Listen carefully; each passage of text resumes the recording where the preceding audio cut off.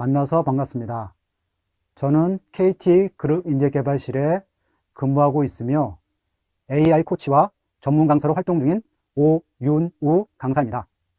AI 이해 과정에 대해 자세히 그리고 쉽게 강의를 진행하도록 하겠습니다.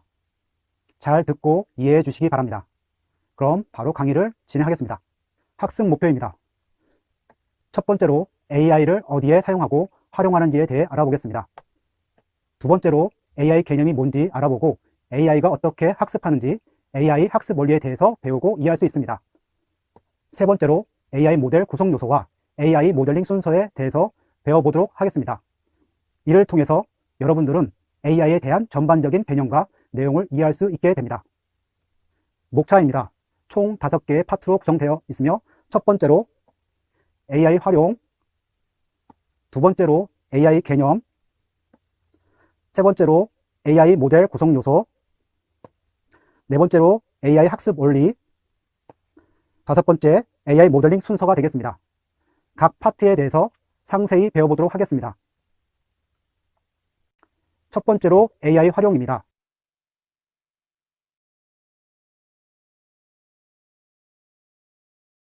AI를 어디에서 사용하고 있는지 살펴보도록 하겠습니다. AI 기술은 이미지 분류와 이미지 인식 분야에서 이미 사람의 능력을 추월하였고 이제는 유명한 화가의 화풍으로 그림을 그리는 경지가 되었습니다. 여기 왼쪽은 인물 사진이며 이 옆에 있는 이 사진은 AI가 스타일을 입혀 만든 초상화 그림이 되겠습니다. 마찬가지로 이 인물 사진이고 옆에가 AI가 그린 초상화 그림이 되겠습니다. AI가 화가로서의 뛰어난 능력을 보여주고 있음을 확인해 볼 수 있었습니다. 현재 AI 기술이 사람보다 못하는 영역은 자연어 처리와 의사결정 분야입니다. 자연어 처리는 자연스럽게 말을 하고 글을 쓰는 언어 지식인데 그 표현이 자유롭고 방대하기 때문에 AI 적용이 어려운 분야입니다. 그런데 최근에는 컴퓨터의 언어 능력이 가히 혁명적으로 발전하고 있습니다. 요사이 핫 이슈로 뜨고 있는 AI가 챗 GPT가 되겠습니다. 챗 GPT가 뭘 할 수 있는지 바로 보겠습니다. 제가 챗 GPT에게 파이썬에서 산점도 그래프를 그리기 위한 샘플 코드를 작성해 주라고 입력했더니 챗 GPT가 화면에 보시는 것과 같이 실제 코드 작성뿐만 아니라 설명까지 해주고 있습니다. 정말 멋지지 않습니까? 진짜 개발자처럼 개발하고 주소까지 달고 있습니다. 머지않아서 개발자가 필요 없는 세상이 될 것 같습니다. 다음은 AI 작곡이 되겠습니다. AI는 작곡도 훌륭하게 합니다. 원하는 분위기를 지정해주면 몇 분 만에 뚝딱 멋있는 음악을 만듭니다. 여기 아래 해당 사이트에서 접속해서 AI가 만든 음악을 들어보시고 음악을 잘 만들었는지 평가해 보시기 바랍니다. 또 AI가 많이 쓰이는 분야가 실시간 객체 검출입니다. 사진이나 동영상 속에 있는 객체를 탐지하고 사람인지 책인지 등을 구분하여 보여주는 AI 기술로 광범위하게 많은 곳에서 활용되고 있습니다. AI의 대표적 활용 분야가 자율주행 차량일 겁니다. 아직 100% 자율주행은 되지 않지만 향후 10년 이후엔 차 안에서 편안하게 잠을 자거나 영화를 보면서 원하는 위치까지 갈 수 있는 편리한 세상이 될 거라 생각합니다. AI 활용이 활발한 분야가 추천 분야일 겁니다. 넷플릭스의 경우 컨텐츠 추천을 AI 알고리즘을 활용하여 추천을 하고 있으며 우리가 넷플릭스에 들어가면 알아서 각자 개인별 성향에 맞는 컨텐츠를 추천해주고 있는 것을 볼 수 있습니다.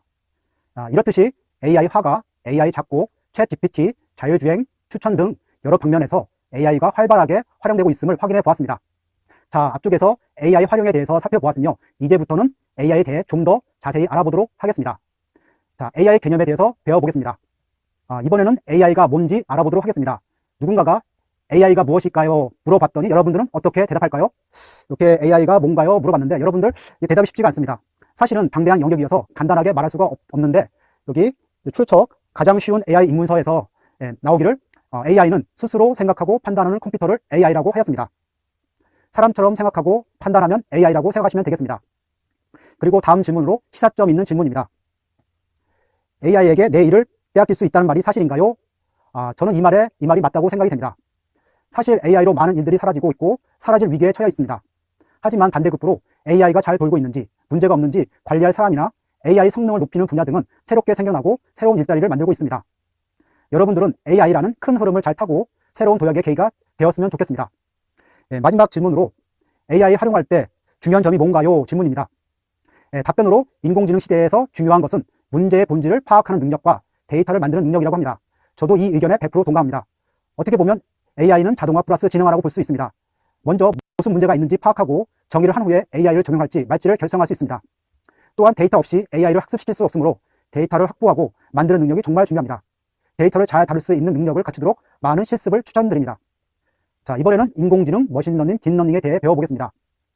인공지능이 제일 큰 범위, 다음 큰 범위는 머신러닝, 마지막 범위는 딥러닝 이라고 보시면 되겠습니다. 먼저 인공지능은 여기 인간의 지적 능력, 추론, 인지를 구현하는 모든 기술이라고 나와 있습니다. 예를 들어 AI가 사진을 보고 호랑이인지 코끼리인지를 판단하고 예측하는 것을 말하게 됩니다. 정리하면 AI가 사람처럼 인지하고 판단하고 예측하는 모든 것이라고 보시면 되겠습니다. 이번에는 머신러닝입니다. 머신러닝의 정의를 보면 알고리즘으로 데이터를 분석, 학습하여 판단이나 예측하는 기술이라고 나옵니다. 머신러닝을 번역하면 기계학습으로 번역이 되며 기계가 학습한다고 생각하시면 되겠습니다.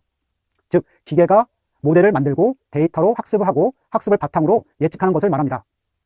머신러닝에 해당되는 모델로는 선형회귀, 로지스틱 회귀, K-최근접 이웃, 결정트리, 랜덤 포레스트, 서포트 벡터 머신이 있습니다.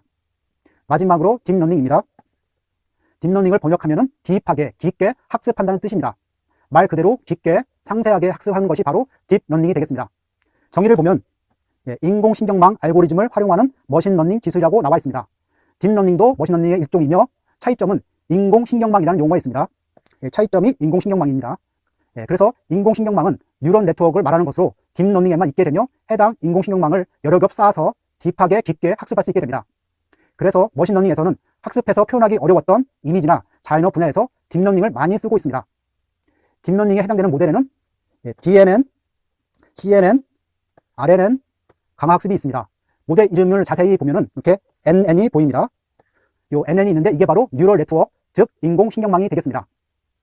정리하면은 인공지능은 크게 머신러닝과 딥러닝으로 나누게 되며 머신러닝은 기계학습으로 기계가 데이터를 가지고 학습하여 예측하는 것을 말하며 딥러닝도 머신러닝과 똑같이 데이터 학습하고 예측하는 것은 같지만 인공신경망을 가지고 학습한다는 점이 다른 점이라고 할 수 있겠습니다. 자, 이번에는 AI 학습 원리가 되겠고요. 그림과 같이 숫자 5 손글씨 글씨가 있습니다. 이 AI가 자유분방한 손글씨 이미지를 보고서 숫자 5인지 아닌지를 구분하려고 합니다. 어떻게 하면 될까요? 먼저 사람의 입장에서 생각해 보면 손글씨 오자가 화면에 보이고 이미지가 보이고 사람은 눈으로 숫자 5를 인식하고 내에서 여러 가지 학습된 패턴과 비교하게 됩니다. 숫자 5의 특징을 보면 이렇게 위에는 바 모양이 있고 여기에는 이렇게 일자 모양이 있고 여기에는 이렇게 곡선 모양으로 되어 있습니다. 이런 특징들이 패턴에 맞는지 확인해서 숫자 5인지 아닌지를 판단, 추론할 수가 있게 됩니다. 결국 모든 정보는 데이터에 있으므로 AI도 마찬가지로 손글씨 오자 데이터를 읽고 나서 학습하면서 숫자 5의 특징을 파악하고 이를 기반으로 패턴과 룰을 만들게 됩니다. 그 다음 손글씨 오자가 입력으로 들어오면은 해당 패턴에 맞는지 보고 맞으면 숫자 5를 5로 출력하고 맞지 않으면 숫자 5가 아니다라고 출력하게 됩니다. 정리하면은 AI가 학습하면서 데이터의 특징을 파악하고 이에 대한 패턴이나 룰을 만들어 판단을 하게 됩니다. AI 학습 방법으로 머신러닝과 딥러닝은 크게 세 가지의 학습 방법을 사용합니다. 컴퓨터에게 문제지와 답을 주고 학습하는 지도학습, 컴퓨터에게 정답 없이 문제지만 주고 학습하게 하는 비지도학습, 그리고 무수한 시행착오를 거치면서 학습하는 강화학습이 있습니다. 지도학습은 슈퍼바이드 러닝으로 어린아이에게 호랑이 사진을 보여주고 여기 있는 동물은 호랑이야 라고 알려주는 것이, 즉 데이터와 답을 같이 주고 학습하게 하는 것이 지도학습이 되겠습니다. 그리고 비지도학습은 언슈퍼바이드 러닝으로 신문기사를 뭉치로 던져주고 토픽을 나눠보세요가 바로 비지도학습입니다. 신문기사를 연애, 경제, 정치 세 가지 토픽으로 나눌 수도 있지만 연애, 정치, 시사, 쇼핑으로 네 가지 토픽으로 나눌 수 있습니다. 결국 정답이 없어 뭐가 맞다고 할 수가 없습니다. 운이 좋게 잘 분류할 수도 있지만 대개는 잘 분류하기가 쉽지가 않으며 주로 비지도학습은 차원 축소, 군집화, 이상치 채우기 등에 사용합니다. 마지막으로 강화학습입니다. 어려운 파트로 우리의 학습 범위에 벗어나지만 간략하게 말씀드립니다. 여러분은 쿠키런 게임을 아시죠? 여러분이 쿠키런 게임을 하면 별사탕을 먹고 점수를 높게 하고 웅덩이나 화살을 피하면서 죽지 않으려고 합니다. 이처럼 에이전트가 환경에서 수많은 시행착오 경험을 하면서 보상은 많이 받고 처벌은 안 받는 쪽으로 행동하는 것이 강화학습의 핵심입니다. 아직 실환경에 적용하기 어려운 부분이 많아서 활성화가 되지 않았지만 앞으로 강화학습 분야가 유망할 거라고 생각이 됩니다. 이번에는 AI 모델을 만들려면 어떤 구성 요소가 있어야 하는지 배워보도록 하겠습니다. AI의 모델의 구성 요소에 대해서 알아보겠습니다. AI 모델의 구성 요소는 크게 두 가지, 데이터와 모델링으로 구성이 됩니다. 첫 번째가 데이터인데요. AI는 데이터를 가지고 학습해서 특징과 패턴을 알아낼 수가 있는데 데이터가 없으면 학습을 할 수가 없게 됩니다. 그래서 데이터가 제일 중요하며 잘 전처리된 데이터가 되어야 AI가 잘 학습하여 좋은 성능을 낼 수가 있습니다. 두 번째는 모델링입니다. 즉 우리가 원하는 것은 잘 예측할 수 있는 모델을 만드는 것입니다. 이를 위해 여러 가지 백그라운드가 있어야 합니다. 학습할 수 있도록 CPU, GPU, 메모리, 디스크가 필요하며 모델을 코딩할 수 있는 개발 환경 IDE가 있어야 되고 코딩을 쉽게 잘할 수 있도록 넘파이, 판다스 등과 같은 개발 라이브러리 설치가 필요합니다. AI 모델링을 하기 위해서는 사전에 이런 환경을 미리 준비해 놓기 바랍니다. 모델을 코딩하기 위해서는 개발 환경 아이디가 필요합니다. 많은 개발 환경 아이디가 있으며 그 중에서 주로 많이 사용하는 아이디에 대해서 알아보겠습니다. 보통 파이참, 아나콘다, 비주얼 스튜디오 코드, 코랩이 있겠습니다. 파이참과 비주얼 스튜디오 코드는 전문적으로 코딩할 경우에 많이 사용됩니다. 아나콘다는 노트북에 설치하여 그 안에 있는 주피터 노트북을 사용해서 코드를 입력하고 결과를 확인하는 대하식 방식을 사용하여 모델을 코딩을 합니다. 마지막으로 코랩은 인터넷으로 사용할 수 있는 주피터 노트북이라고 보시면 되겠습니다. 구글 계정과 인터넷만 있으면 웹브라우저 상에서 모델을 코딩할 수 있으며 GPU를 할당받아 모델 학습도 시킬 수 있습니다. 여러분은 여건에 맞는 개발 환경 아이디를 준비해 놓고 모델링을 하시면 되겠습니다. AI 모델을 만드는데 사용되는 언어로 대표적으로 파이썬과 자바가 있습니다.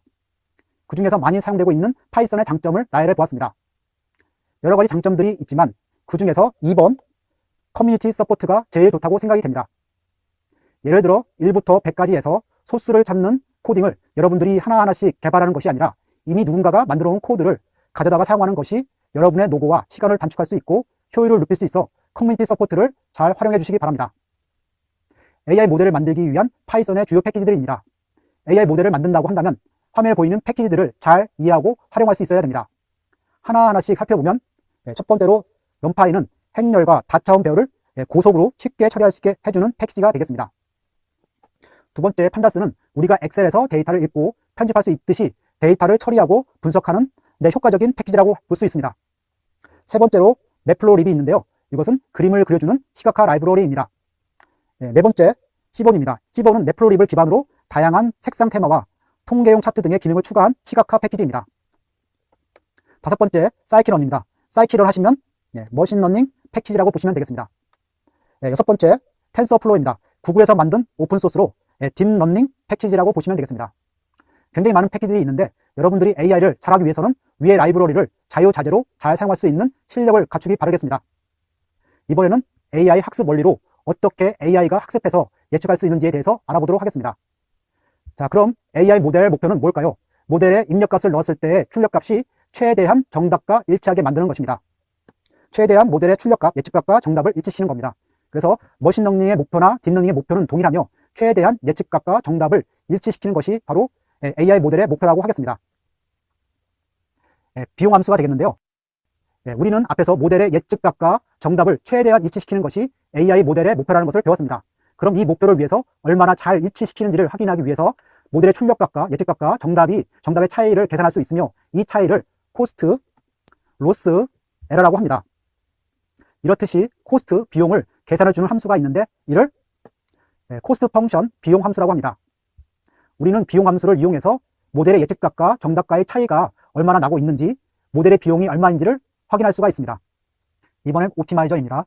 우리는 AI 모델의 목표는 예측값과 정답을 일치시키는 것을 배웠습니다. 모델의 예측값과 정답이 일치가 될수록 비용은 제로에 가까워지며 최소 비용이 됩니다. 결국 최소 비용의 모델을 만들기 위해서 코스트 비용을 점점 줄이는 방향으로 모델의 파라미터를 업데이트하면서 학습을 진행하게 됩니다. 이렇게 비용이 최소가 되는 최적의 모델을 만들 수 있도록 도와주는 것이 최적화 알고리즘 옵티마이저가 되겠습니다. AI 모델 학습 원리에 대해 정리해 보겠습니다. AI 모델의 목표는 모델에서 나온 예측값과 정답을 일치시키는 것입니다. 이를 위해 모델의 예측값과 정답과 얼마나 잘 맞는지 비용 함수를 통해 모델의 비용을 구할 수 있습니다. 우리의 목표는 예측값과 정답이 일치되도록 만드는 것인데 이럴 경우 모델의 비용이 최소가 됩니다. 즉 모델의 비용이 최소가 되도록 우리는 최적화 알고리즘 옵티마이저를 활용해서 비용이 최소인 최적 모델을 만들 수 있으며 이를 통해 우리의 목표인 정답과 예측값을 일치하도록 할 수가 있습니다. 이번에는 AI 모델링 하는 순서에 대해서 알아보겠습니다. AI 모델링 하는 순서에 대해서 전체적으로 살펴보겠습니다.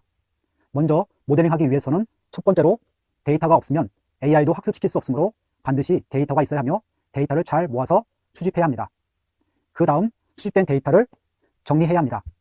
컴퓨터는 0과 1 숫자만 잘 이해하고 문자열 데이터는 잘 모르기에 컴퓨터가 잘 이해할 수 있도록 0과 1 숫자로 표현해야 하며 결칙치 데이터, 이상치 데이터 등 이런 것들을 처리해 주어야 합니다.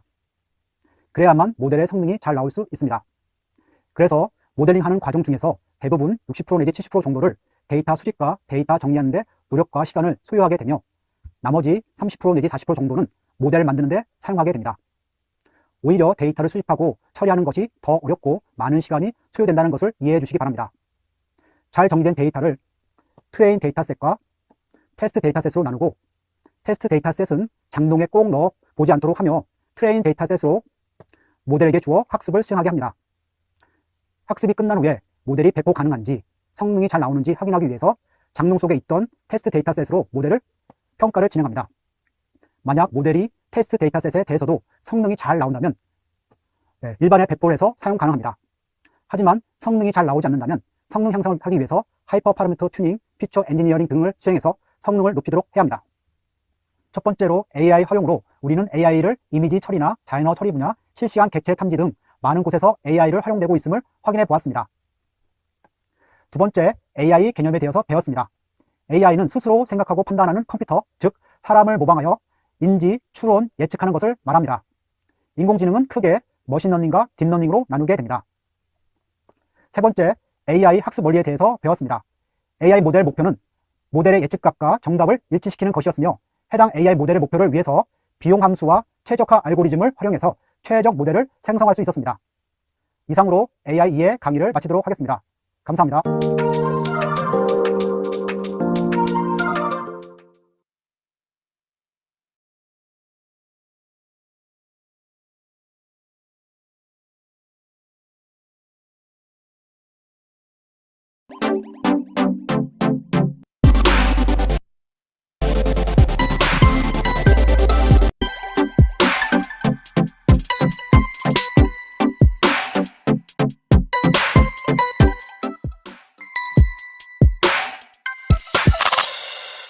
안녕하세요. 만나서 반갑습니다. 저는 KT 그룹인재 개발실에 근무하고 있으며 AI 코치와 전문 강사로 활동 중인 정호영 강사입니다.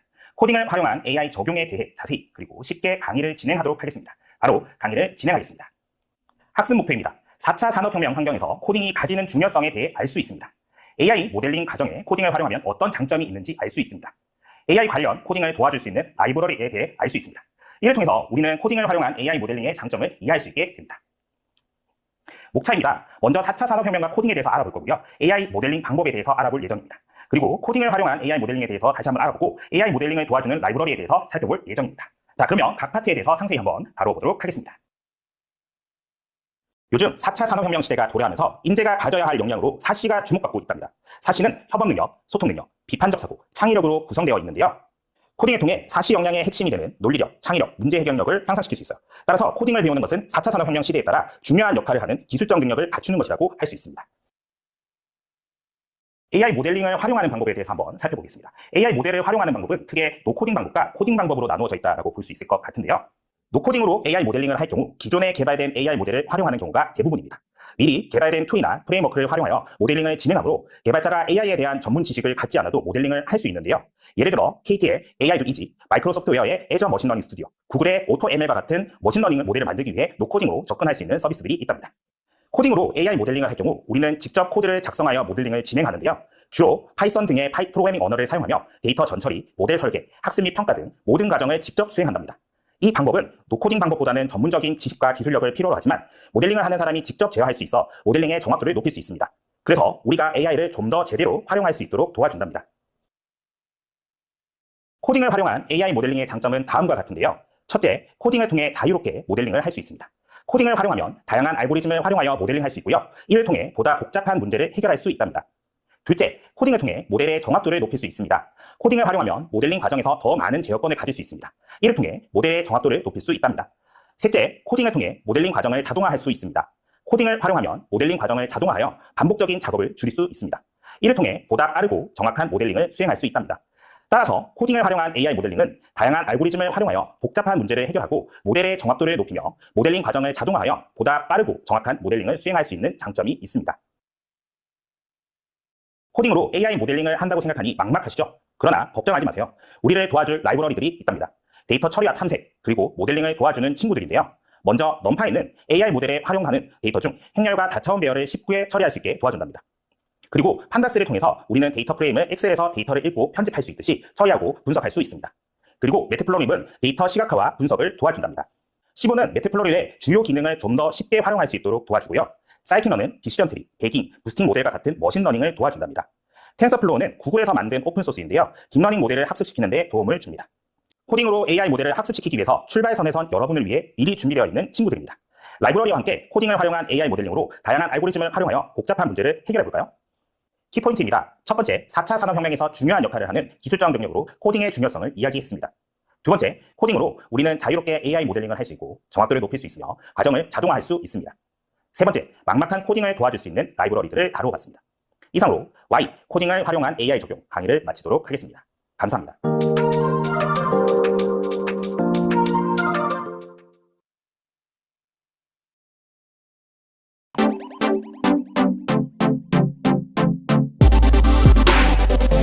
모델링을 학습하시기 전에 안녕하세요. 파이썬을 활용한 AI 모델링 파이썬 베이직 과정에 오신 여러분 환영합니다. 저는 KT IT 부문에서 근무하며 AI 코치로 활동하고 있는 강사 서기론입니다. 본격적으로 AI 모델링을 학습하시기 전에 본 과정에서는 파이썬의 기본 문법에 대해서 알아볼 텐데요. 파이썬의 기본 문법 중에서도 데이터 전처리 및 AI 모델링을 하기 위해 필요한 문법들에 대해서 집중적으로 알아보도록 하겠습니다. AI를 공부하기 전에 파이썬을 알아야 하는 이유는 무엇일까요? 파이썬은 AI를 하기 위해 필요한 빅데이터 분석이나 AI 개발 패키지와 라이브러리 등을 제공합니다. 또한 직관적이고 쉬운 프로그래밍 언어로 데이터 분석이나 전처리 과정을 보다 쉽고 직관적으로 할 수 있는 장점이 있습니다. 이번 강의에서는 파이썬 기본 문법 중에서도 데이터를 가공하고 분석하기 위해 반드시 알아야 할 데이터 관련 함수들에 대해서 알아보도록 하겠습니다. 파이썬 데이터 관련 함수 사용 이해에 대해서 알아보도록 하겠습니다. 먼저 인덱싱에 대해서 먼저 알아보도록 하겠습니다. 인덱싱은 사전적으로는 무엇인가 가르친다는 의미를 하고 있습니다. 저희 프로그래밍에서는 인덱싱을 활용해서 특정한 값을 뽑아낼 수 있습니다. 인덱싱을 활용하는 예시를 살펴보도록 하겠습니다. 변수 x에 저장된 문자열 rom is not built in a day를 각 문자마다 번호를 매겨보면 다음과 같이 표현이 가능합니다. 여기서 인덱싱을 활용하면 각 문자를 가리킬 수 있습니다. 인덱싱을 하는 기본적인 문법은 변수 옆에 대괄호를 이용해 인덱싱할 번호를 써서 사용할 수 있습니다. 인덱싱의 특징을 살펴보면 먼저 파이썬은 기본적으로 숫자 0부터 셉니다. 따라서 문자열 x의 0번째는 롬의 대문자 r을 가리킵니다. 뒤에부터 인덱싱을 하는 경우 마이너스를 붙여주는데 마이너스 0과 0은 같은 것이기 때문에 뒤에서부터 세는 경우 1부터 세워줍니다. 같은 원리로 문자열 x의 마이너스 2번째는 day의 y를, 문자열 x의 마이너스 6번째는 in 다음에 a를 가리킵니다. 다음으로는 슬라이싱입니다. 슬라이싱은 사전적으로는 무엇인가를 잘라낸다는 의미입니다. 한 문자가 아니라 단어 자체를 뽑아오고자 하는 경우 슬라이싱을 이용해 단어를 뽑아올 수 있습니다. 슬라이싱도 인덱싱과 동일하게 변수 x에 저장된 문자열을 가지고 확인해 보도록 하겠습니다. 슬라이싱은 대괄호 안에 시작 번호와 끝 번호를 지정하여 사용할 수 있습니다. 다만 여기서 주의하실 점은 끝 번호에 해당하는 것은 포함하지 않는다는 것에 주의하셨으면 좋겠습니다. 슬라이싱을 하면서 끝번호를 생략하면 시작번호부터 그 문자열의 끝까지를 뽑아냅니다. 여기 해당하는 부분에 12부터 끝번호를 생략하게 되면 12인 빌트부터 마지막 끝까지 이 문장 전체를 추출하는 것을 보실 수가 있으십니다. 반대로 슬라이싱을 하면서 시작번호를 생략하면 처음부터 끝 번호까지 뽑아냅니다. 예로 문자열 x에 시작번호 없이 7까지 뽑아내면 rom is를 뽑아내는 것을 보실 수 있으십니다. 슬라이싱 하는 경우 끝번호를 포함하지 않기 때문에 저희가 0부터 6번까지의 rom is를 뽑아오는 것을 보실 수가 있으십니다. 시작번호와 끝번호를 전부 다 생략하는 경우에는 문자열 자체 처음부터 끝까지 뽑아낸다고 이해하시면 됩니다. 그래서 저희 문자열인 첫 번째 0부터 맨 마지막인 느낌표까지 문장 전체를 뽑아오는 것을 보실 수가 있으십니다. 슬라이싱도 인덱싱과 마찬가지로 마이너스 기호를 사용할 수 있습니다. 12부터 마이너스 7까지를 범위를 한정한다면 마이너스 1부터 마이너스 7까지의 범위를 한정한 뒤에 저희 맨 끝번호는 포함하지 않기 때문에 12부터 마이너스 8까지에 해당하는 빌트인이라고 하는 단어를 추출하는 것을 보실 수가 있으십니다. 파이썬 베이직 실습 과정을 시작하도록 하겠습니다. 인덱싱과 슬라이싱에 대해서 알아보도록 하겠습니다. 먼저 문자열 x에 rom is not built in a day를 저장하도록 하겠습니다. 보셨다시피 그 x라고 하는 문자열에 다음과 같이 저장이 되어 있고요. 아까 인덱싱 하면서 대괄호 안에 뽑아내고 싶은 번호를 저장하시게 되면 해당 데이터들을 갖고 오시는 것을 보실 수가 있으십니다. 설명드린 대로 뒤에서부터 데이터를 가지고 오고 싶으신 경우에는 마이너스 숫자를 활용하시면 되고 뒤에서부터 숫자는 1을 세기 때문에 마이너스 1을 가지고 오게 되면 느낌표를 가지고 오시는 것을 보실 수 있으십니다.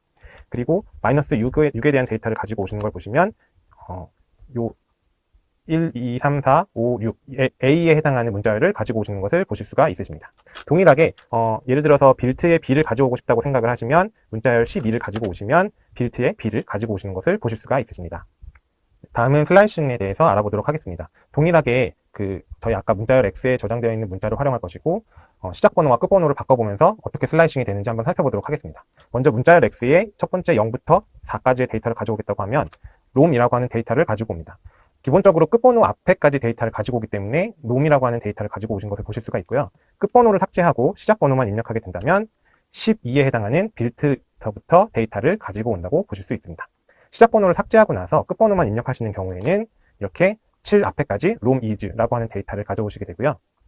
시작 번호와 끝 번호를 함께 다 삭제한다게 되면 문장 전체를 가지고 오는 것을 보실 수도 있으십니다. 슬라이싱도 인덱싱과 동일하게 마이너스 기호를 활용해서 데이터를 가지고 오실 수 있는데요.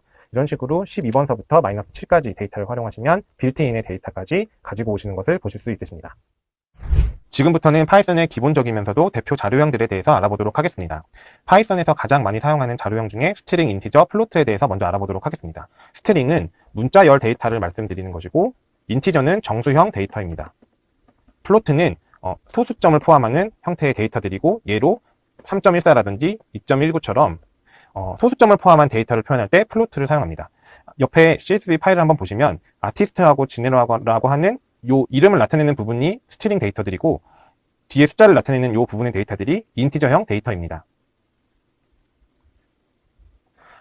다음으로는 리스트 자료형에 대해서 살펴보도록 하겠습니다. 리스트 자료형은 순서대로 정리된 항목들을 담는 구조로 특정 데이터를 반복으로 처리하는 데 특화되어 있습니다. 리스트는 기본적으로 대괄호를 감싸주고 각 요소는 콤마를 이용해서 구별을 해줍니다. 앞에서 설명드렸던 것처럼 리스트는 기본적으로 대괄호를 감싸고 안의 요소는 콤마를 이용한다고 했습니다. 예로 리스트 A는 1, 2, 3을 요소로 가지고 각 요소는 콤마로 구분하신 것을 보실 수가 있으십니다.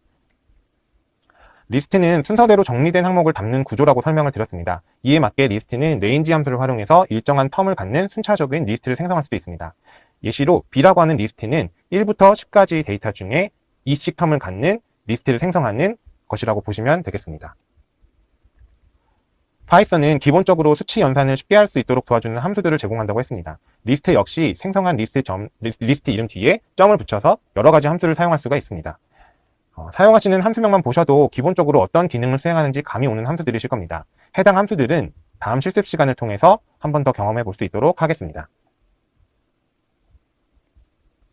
다음은 튜플 자료형입니다. 리스트와 거의 유사하지만 튜플은 대괄호 대신에 소괄호를 사용해서 둘러싼다고 하는 차이점이 있습니다. 그리고 리스트와 다르게 가장 중요한 요소는 튜플에 있는 각각의 요소들은 수정이나 추가, 삭제가 불가하다는 가장 큰 특징이 있습니다. 튜플은 리스트와 다르게 대괄호 대신 소괄호를 사용한다는 것이 다를 뿐 생성하는 것은 리스트와 동일합니다. 다만 하나의 요소만 생성하는 리스트를 만드실 경우에는 다음과 같이 꼭 콤마를 붙이시고 끝내셔야 합니다. 튜플을 생성하실 때에는 괄호 표현 없이 그냥 데이터를 이용해서 표현하실 수도 있으십니다. 튜플은 리스트에 비해 몇 가지 장점이 있습니다. 우선 리스트에 비해 근소하게 빨라서 연산량이 많은 경우에 효과를 보실 수 있습니다. 다음으로는 튜플에 저장된 데이터는 변경이 불가능하기 때문에 딕셔너리의 키로 사용이 가능하고 보안이 필요한 데이터에 많이 사용됩니다. 이번에 살펴볼 자료형은 딕셔너리 자료형입니다. 사전이 단어와 뜻으로 구성되어 있듯이 딕셔너리는 키와 밸류를 한 쌍으로 갖는 자료형입니다. 딕셔너리는 기본적으로 키와 밸류로 한 쌍으로 이루어져 있습니다. 딕셔너리는 리스트나 튜플처럼 순차적으로 요소값을 구하지 않고 키를 통해 밸류를 얻습니다.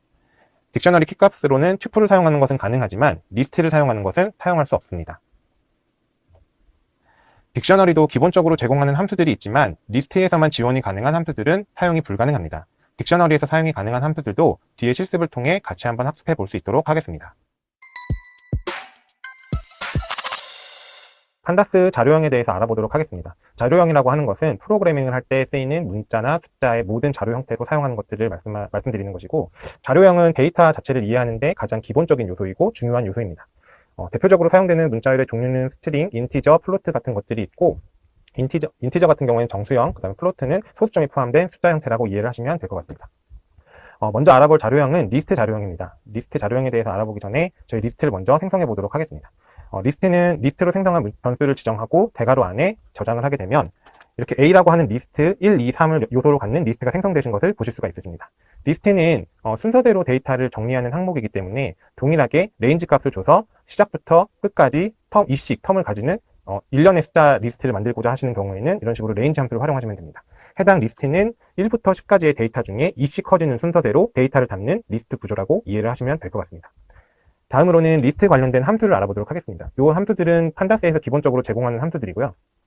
읽어보시면 아시겠지만 기본적으로 리스트를 병합하거나 아니면 리스트의 요소를 삭제하거나 소팅하는 기본적인 함수들을 제공을 하고 있습니다. 그래서 하나씩 살펴보도록 하겠습니다. 먼저 A라고 하는 리스트 안에 레드, 그린, 블루라고 하는 별도의 문자열 리스트를 저장을 하고 A라고 하는 리스트 뒤에 append라고 하는 함수를 쓴 다음에 요소를 선택하게 되면 해당 리스트는 레드, 그린, 블루에 더하기 된, append된 옐로우라고 하는 값을 하나 더 가지는 것을 보실 수 있으십니다. 인서트라고 하는 것은 특정 인덱스에 이 요소를 추가하겠다는 의미입니다. 보시면 레드, 그린, 블루가 순차적으로 0번째, 첫 번째, 두 번째에 생성되어 있는데요. 저 같은 경우는 첫 번째 블랙이라고 하는 문자열을 추가하겠다라고 인서트 함수를 실행시키면 레드 다음에 첫 번째로 그린이었던 것이 블랙이 되고 뒤로 하나씩 밀려나신 것을 보실 수가 있으십니다. 그 B라고 하는 별도의 또 리스트를 추가를 하게 되면 퍼플과 화이트라고 하는 리스트를 만들고 나서 익스텐드 하게 되면 익스텐드라고 하는 것은 리스트 1과 리스트 2를 연결해주는 함수입니다. 그래서 기본적으로 이미 저장되어 있는 A라고 하는 요 리스트 안에 B의 요소인 퍼플과 화이트 요소들이 추가된 것을 보실 수가 있으십니다. 다음으로는 저희가 흔히 알고 있는 사칙 연산처럼 이 리스트 자체들도 같이 더하기가 가능합니다. 리스트 1과 리스트 2를 동시에 병합해서 사용하는 방법이고요. 지금처럼 수행하시게 되면 리스트 1과 리스트 2가 가지고 있는 요소들을 가지고 리스트 C라는 것을 별도로 만든 것을 보실 수가 있으십니다. 다음으로는 리무브에 대해서 한번 알아보도록 하겠습니다. D라고 하는 리스트는 10, 20, 30부터 100까지의 요소를 가지고 있는 리스트입니다. 리무브는 그 각 요소의 값을 제거하겠다는 의미입니다. 그래서 D라고 하는 리스트에 90이라는 요소를 제거하겠다는 의미이고 해당 리스트를 수행하시면 기존에 제공하고 있었던 10부터 100까지의 값들 중에 이 90이라는 요소가 삭제된 것을 보실 수가 있으십니다. 리스트의 count라고 하는 함수는 이 요소의 개수를 리턴하는 함수입니다. 리스트 1이라고 하는 것을 보시면 중복되는 값들이 이렇게 보입니다. 중복되는 값들이 이렇게 보이는데 저는 이제 이 전체 리스트 중에 AAA라고 하는 문자열이 몇 개 있는지가 궁금할 때 count라는 함수를 사용할 수 있습니다. 그래서 리스트 1의 count에 원하는 요소를 정보를 입력하게 되면 이 리스트 1이라고 하는 그 요소 값에 AAA라고 하는 것은 개수가 3개가 있다는 것을 리턴해 주는 것을 보실 수가 있으십니다. 리스트 2라고 하는 것은 숫자를 마음대로 임의로 생성한 리스트인데요. sort라고 하는 개념은 오름차순, 이 리스트에 대한 숫자를 오름차순이나 내림차순으로 변경해주는 함수입니다. 보면 먼저 리스트2를 sort를 먼저 실행시키면 해당 데이터들이 오름차순으로 데이터가 쭉 다시 나열되는 것을 보실 수가 있고요. 반대로 sort라고 하는 값에 리버스 값을 true로 다시 파라미터를 주게 되면 해당 리스트를 내림차순으로 리턴하는 것을 보실 수가 있으십니다. 이 sort라고 하는 함수 안에 기본적인 어떤 파라미터들이 들어가는지를 확인하고 싶으시면 sort라고 하시는 그 함수 안에 커서를 두시고 Shift 탭을 두시면 이런 식으로 이 sort가 가질 수 있는 파라미터 값들을 확인하실 수 있으십니다. pop이라고 하는 것은 특정 인덱스에 있는 값을 지우는 역할을 합니다. 아까 remove는 요소 값을 파라미터로 넣었다고 하면 pop하고의 차이는 pop은 인덱스 값을 집어넣도록 하고 있습니다. 그래서 D라고 하는 리스트에 pop이라는 것을 활용하면 첫 번째, 0번째 인덱스에 있는 값을 지우겠다는 것입니다. 즉 0번째 인덱스에 있는 10이라는 값을 지우게 됩니다. 그래서 다시 D를 리턴을 하면 0번째에 있었던 10이 지워진 리스트가 리턴되시는 걸 보실 수 있고, 예를 들어서 제가 90번이라고 하는 값을 지우기 위해서 값을 집어넣게 되면 판타스에서는 그 인덱스가 범위 내에 없는 인덱스라고 하는 에러를 뱉어내게 됩니다. 다음은 튜플입니다. 먼저 튜플 데이터를 두 개를 생성해 보도록 하겠습니다. 튜플은 괄호를 표현해서 표현할 수도 있고 괄호가 없이 활용할 수도 있다고 했습니다. 그래서 T1과 T2는 사실상 동일한 튜플입니다. 동일한 튜플인데 괄호가 있는 형태가 있었고 괄호가 없는 형태로 발생할 수도 있다는 것을 보여드리기 위해서 이제 보여드린 거고, 튜플의 가장 큰 특징이 이제 튜플에 있는 요소는 변환이 불가능하기 때문에 이거 지금처럼 T2에 있는 0번째 인덱스 바나나 값을 워터멜론이라고 바꾸겠다고 수행을 하는 순간 판다스에서는 튜플의 오브젝트는 바꿀 수 없다는 메시지를 리턴하면서 이제 그 튜플 요소를 변환할 수 없다고 리턴을 하고 있습니다. 딕셔너리 자료형에 대해서 알아보도록 하겠습니다. 딕셔너리는 기본적으로 키와 값을 갖는 자료형입니다. 그래서 멤버스라고 하는 딕셔너리 안에는 네임 키와 그 다음에 에이지 키, 이메일 키를 가지고 각각 안지영 30, 이메일 주소를 가지는 딕셔너리를 한번 생성해 보도록 하겠습니다.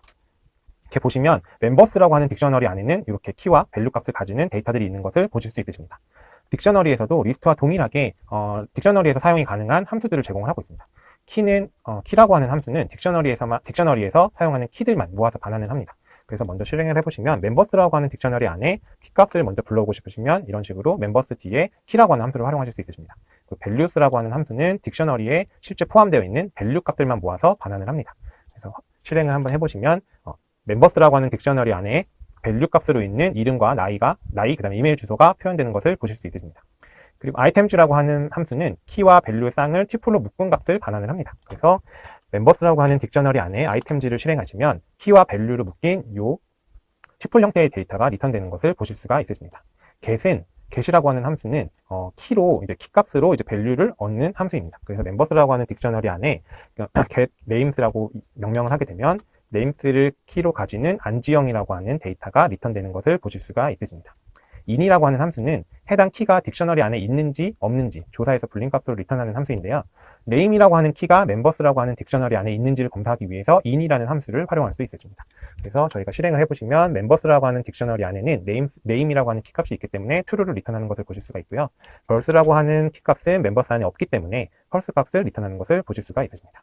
그리고 clear 함수는 요 members라고 하는 딕셔너리를 깨끗하게 지우는 함수로 활용을 하실 수 있으십니다. 지금까지 이제 리스트와 튜플 딕셔너리 자료형에 대해서 배워봤는데요.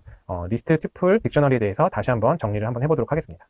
리스트는 순서대로 정리된 항목들을 담을 수 있는 자료 구조였습니다. 그래서 range 함수를 써서 일정한 텀을 가지는 순차적인 데이터를 만들 수 있는 특징이 있었고요. 튜플이라고 하는 것은 리스트와 비슷하지만 그 안에 요소 값들을 수정할 수 없다는 가장 큰 차이점을 가지고 있었습니다. 딕셔너리는 기본적으로 키와 밸류로 이루어진 한 쌍의 키와 밸류로 이루어진 자료 구조를 포함하고 있다고 이해를 하시면 될 것 같습니다.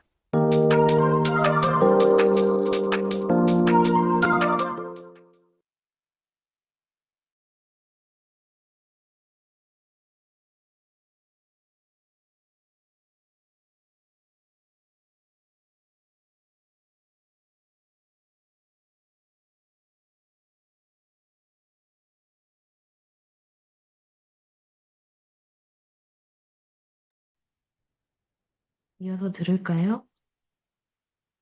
20분 더 들을까요?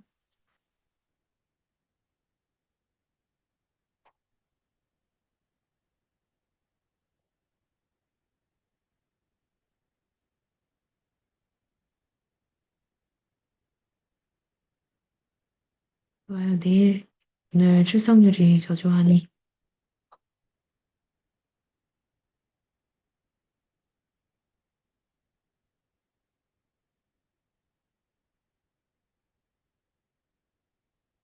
네. 나스를 들으면 될 것 같아요.